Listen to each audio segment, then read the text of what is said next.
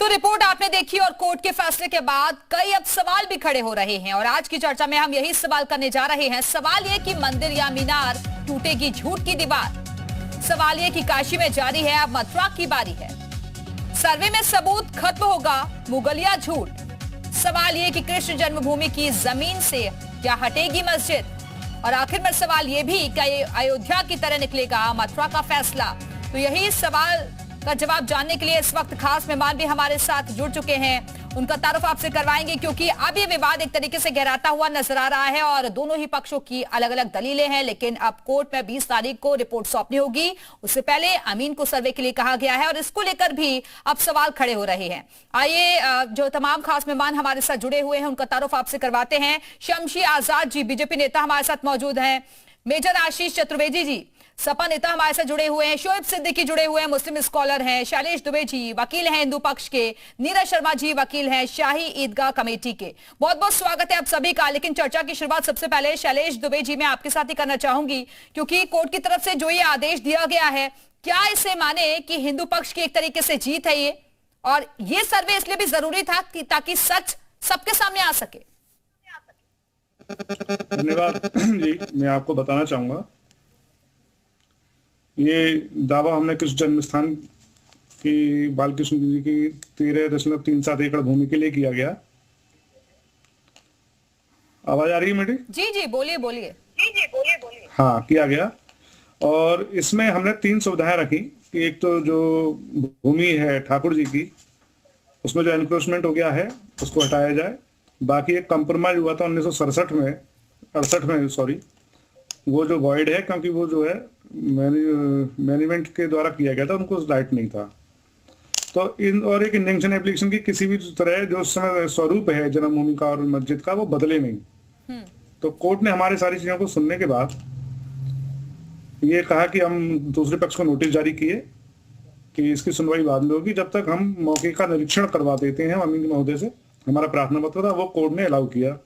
और ये आवश्यक भी है कि मौके की स्थिति अगर कोर्ट के सामने आ जाती है तो वो हमेशा के लिए निर्णय करने में सुगमता प्राप्त करती है न्यायालय को। ठीक है शैलेश जी, आप बने रहेगा, वापस आते हैं आपके पास। नीरज शर्मा जी, आप लोगों को किस बात की आपत्ति है? क्योंकि वो तो कह रहे हैं कि अगर सर्वे होगा तो फैसला देने से पहले कम से कम तथ्यों को जान लेना भी तो जरूरी है ना। अगर आप लोग जो चीजें कह रहे हैं वो सही है तो वो भी सामने आ जाएगा, अगर जो सामने वाला पक्ष अगर कुछ अपनी बात कहना चाहता है तो वो भी चीजें क्लियर होनी चाहिए। इस बारे में मैं थोड़ा अर्ज करना चाहूंगा। हेलो जी जी नीरज जी बोलिए।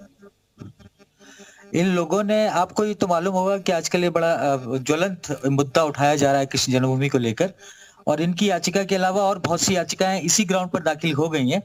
सबसे पहले जो याचिका दाखिल की थी, बाकी याचिकाएं उन्हीं का डिट्टो कॉपी पेस्ट है और उनमें भी ये एप्लीकेशंस लगी। लेकिन ऑनरेबल कोर्ट ने, जिसके यहाँ पे भी ये मुकदमे दाखिल हुए, उन्होंने केस की ग्रेविटी को देखते हुए कभी भी सर्वे कमीशन का आदेश जारी नहीं किया और उन्होंने ये तय किया कि सबसे पहले ये तय होगा कि वास्तव में इस तरीके के मुकदमे चलने लायक हैं अथवा नहीं है।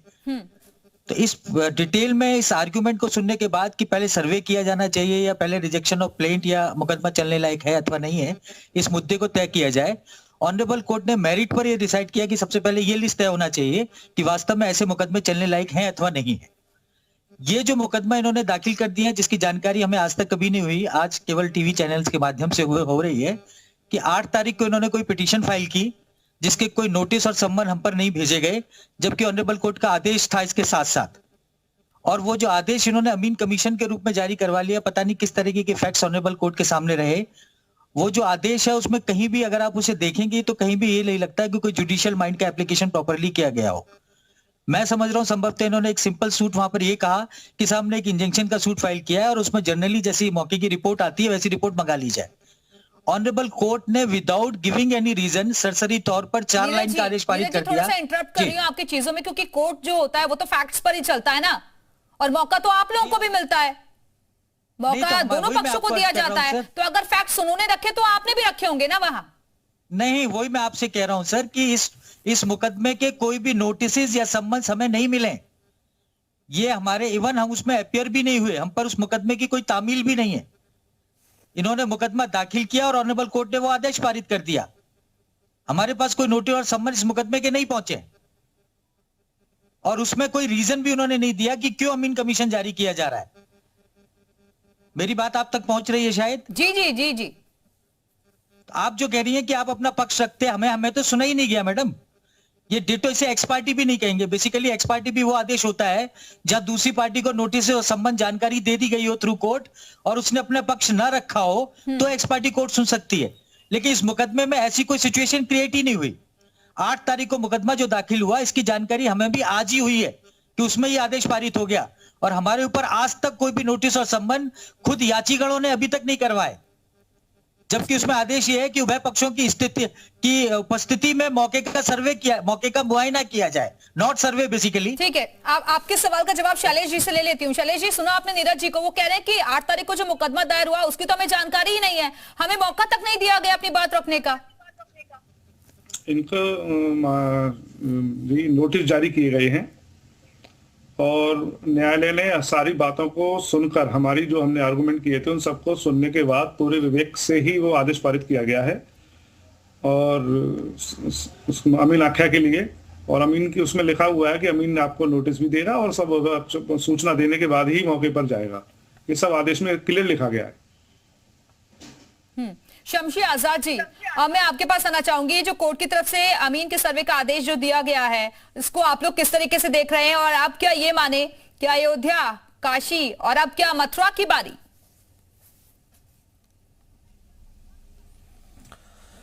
दिव्या जी, देखिए, यहाँ पर जो साक्ष्य हैं उसके आधार पर कोर्ट ने ये कहा है कि अमीन अपनी रिपोर्ट जो है 2 जनवरी से लेकर 20 जनवरी तक के बीच में कोर्ट को सबमिट करें। अब उस पर यह देखना है कि किस तरीके का वहां पर सबूत मिलता है, मुकदमा चलने लायक है कि नहीं चलने लायक है, ये 20 जनवरी के बाद कोर्ट फैसला अपना सुनाएगी। लेकिन इसके पहले ये रहा है कि मथुरा में मंदिर होने के सबूत लगातार मिलते रहे। क्योंकि इसके पहले जो वहां पर मुगलिया सल्तनत थी, मुगलिया शासक थे, उनके मंदिर तोड़ने के अवशेष भी वहां पर मिले हैं और 1668 में संभवतः जो है मंदिर तोड़ने का वहां पर साक्ष्य मिला है। और उसके बाद जो 1968 में जो है ये दोनों ट्रस्ट कमेटियों के बीच में समझौता हुआ कि आधी जमीन पर जो है ईदगाह बने और आधी जमीन पर जो है मंदिर का निर्माण हो। लेकिन उसके बाद ये होता है कि 1 साल पहले हिंदू संगठनों ने मिलकर इस पर एक आपत्ति जताई और एक अपील दाखिल की। लगातार मुकदमा चलता रहा, लगातार सुनवाई होती रही। अब जाकर कोर्ट ने इसको जो है सर्वे के लिए स्वीकृत किया है कि अमीन के माध्यम से इस पर सर्वे कराया जाए और जो भी साक्ष्य होते हैं, अभी तक अमीन अकेले जाएगा कि वहां पर टीम बनाई जाएगी या दोनों पक्ष मौजूद रहेंगे, इसके बारे में अभी तक कोई दिशा निर्देश क्लियर हमारे पास नहीं आया है या हमको हो सकता है कि जानकारी न हो। लेकिन ये साफ है कि अमीन के माध्यम से सर्वे कराने का कोर्ट ने आदेश दे दिया है और ये कह दिया है कि 2 जनवरी से लेकर 20 जनवरी के बीच में सर्वे कराया जाए। वहां पर जो लगातार ये आशंका जाहिर की जा रही है, लगातार ये बातें उठाई जा रही है कि यहाँ पर क्योंकि मथुरा जो है ये भगवान कृष्ण की जन्मस्थली और आपने देखा है कि लगातार वहां पर पूरे साल त्योहार रहते हैं, चाहे ब्रज हो चाहे गोकुल हो, कहीं पर भी हो, तो लगातार वहां पर ये धार्मिक कार्यक्रम होते रहते हैं। लेकिन ईदगाह कमेटी तो सीधे सीधे ये कह रही है ना कि इतिहास में ऐसे कोई तथ्य मौजूद नहीं है जो ये साबित कर पाए कि मंदिर को तोड़कर ही वहां पर शाही ईदगाह बनी है। दिव्या जी, अभी आपने देखा है ना कि 2 जगह का जो फैसला आया, चाहे अयोध्या हो, वहां पर भी आपने देखा था कि पर्याप्त सबूत मिले और अभी काशी की बात भी अगर की जाए तो वहां पर भी आपने देखा कि पर्याप्त सबूत मिले हैं। ठीक है, मेजर आशीष, आप कोर्ट के फैसले को किस तरीके से देखते हैं? क्योंकि सर्वे करना इसलिए भी जरूरी हो जाता है कि भले ही दोनों पक्ष अपने अपने दावे जरूर कर रहे हो, लेकिन सच्चाई सबके सामने आनी चाहिए।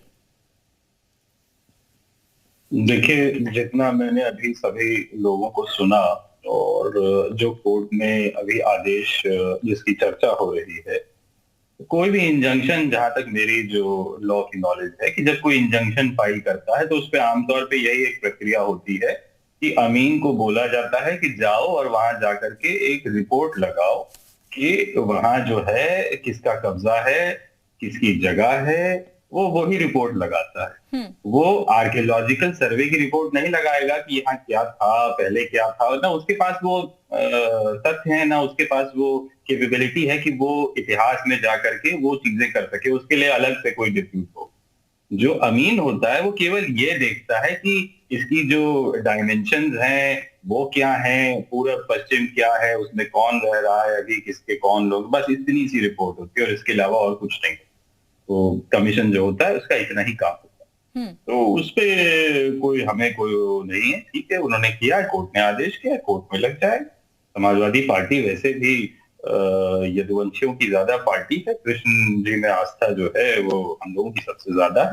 तो हमें ऐसा कोई इतराज नहीं है कि अगर कोई इस तरीके का अगर अमीन जा करके, केवल वो तो वहाँ केवल ये नाप जो होता है बस वही करेगा, उससे ज्यादा उसका कोई औचित्य भी नहीं। शोएब सिद्दीकी, इस मामले पर राजनीति करने के बजाय कम से कम ये अच्छी बात है कि समाजवादी पार्टी भी साथ नजर आ रही है और कह रही है कि तो अपनी पार्टी को यदुवंशियों की पार्टी नहीं कहा था, लेकिन आज आपने एक बड़ा बयान यहाँ पे दिया कि समाजवादी पार्टी सिर्फ यदुवंशियों की पार्टी है। बहुत अच्छा था, हम लोग यही बात उठाते थे तो समाजवादी नेता बड़े नाराज हो जाया करते थे, लेकिन आज आपके माध्यम से आपने ज्ञान हमारा बढ़ाया है और आपने नेशनल चैनल पर यह बात कही है कि समाजवादी पार्टी यदुवंशियों की पार्टी है और उसका कोई विरोध नहीं है। चलिए, बहुत